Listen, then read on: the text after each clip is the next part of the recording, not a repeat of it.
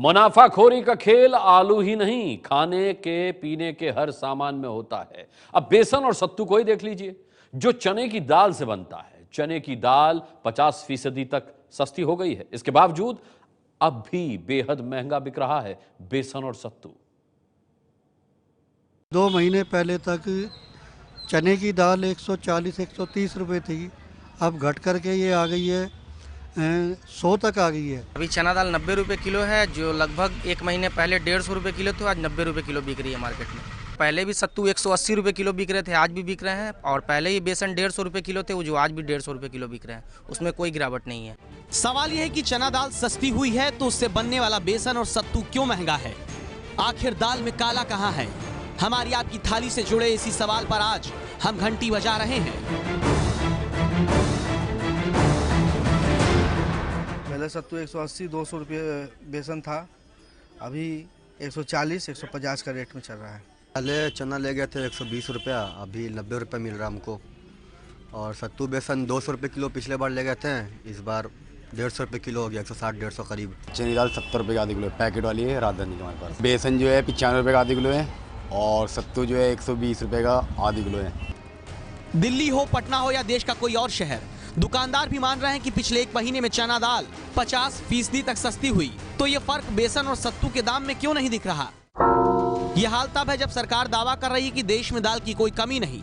सरकारी आंकड़े कहते हैं कि बाजार में 77,199 टन दाल सरकार उतार चुकी है और 7,76,000 टन का बफर स्टॉक अभी सरकारी गोदामों में है। विदेश से खरीदी गई 1,12,000 टन दाल भी देश में आने वाली है। वहीं अगले महीने यानी मार्च से चने की कटाई के साथ बाजार में चने की नई दाल भी बाजार में आ जाएगी। यही वजह है कि जानकार मार्च में चने की दाल के भाव 60 रुपए तक आने का अनुमान लगा रहे हैं। यानी आप भी समझ सकते हैं कि चने की दाल से बनने वाले सत्तू और बेसन के महंगे होने की कोई वजह नहीं दिखती। जैसे हम होलसेल में कहते हैं कि कार्टेल ऑपरेट करता है, जो उनके ट्रेडर्स की लॉबी है, इस तरीके से रिटेल वालों की भी एक बहुत बड़ी अब एक कार्टेल बन चुका है। एक और चौंकाने वाली बात जान लीजिए, जानकार कह रहे हैं कि मुनाफाखोरी के साथ बेसन और सत्तू में मिलावटखोरी भी जमकर हो रही है। बेसन और सत्तू में पीली विलायती मटर की मिलावट हो रही है, जो 25 से 30 रुपए किलो बिकती है, यानी चना दाल से 70% सस्ती। इस गोरख धंधे का पता सरकारी आंकड़ों से चलता है।